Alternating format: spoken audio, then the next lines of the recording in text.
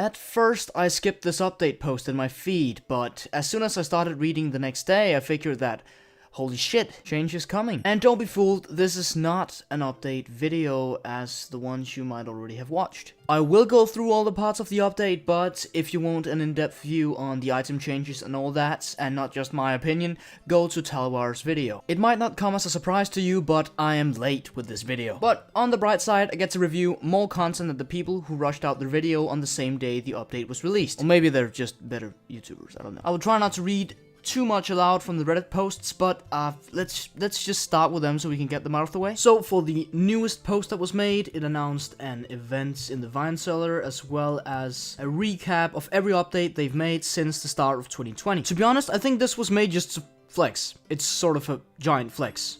It has been almost 3 months and they've done all of this. Public testing a new character in its entirety is, well, on its own level, with also dungeons being polished and reworks being introduced. I think that these 3 months shows a pretty good example of how RodMG should continue to evolve even on the Unity platform. So with that post out of the way and the March login calendar, which looks like this, we can get into the balancing that you all came for. So as you know, there has been some changes to the tiered items.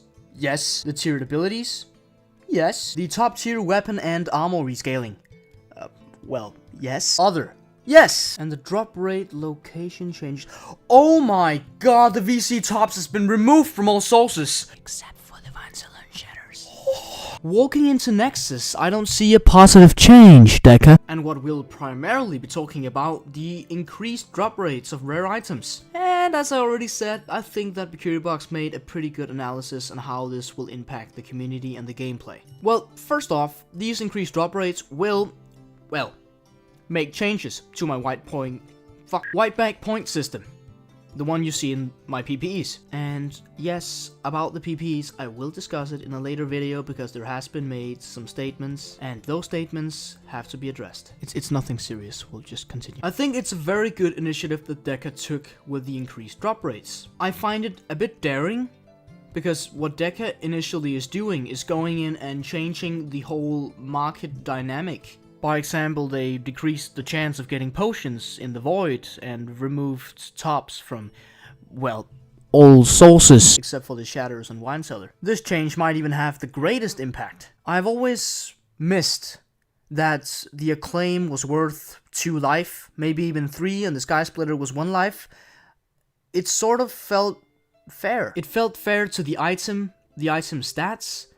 Also, what the life pod does to your character when you max a character 8/8 now, it doesn't feel the same way as you did it, well, 3 years ago. We know that there has been added a lot of new sources where you can get life, because back then it was mainly from the tomb. Well, that'll be plus 5 years ago. But I think it's a good idea to bring back the value of both life pods and also tops. But sorry, I strongly suggest you still remove the tops from the Nexus. On that point, I am sort of biased, since I only use money on vault chests and character slots. Also to include, thinking about Kabam, is this pie chart that they made a couple years ago, which Deca tried to mimic, which, well, this I adore. But we cannot forget about the addition of Oryx the Mad God 3. New abilities, new tops, tier 15 armors and tier 7 abilities and stuff. And we've also got a look at some sprites. On this point, Nigel is a sweetheart. I mean, look at this beautiful Oryx the Mad God 3 sprite. I'm not entirely sure if this is official, but I'll show you anyway, because it looks amazing. I love how they used more pixels to make the character more detailed, because Oryx feels a lot more majestic this way. Not necessarily old school, but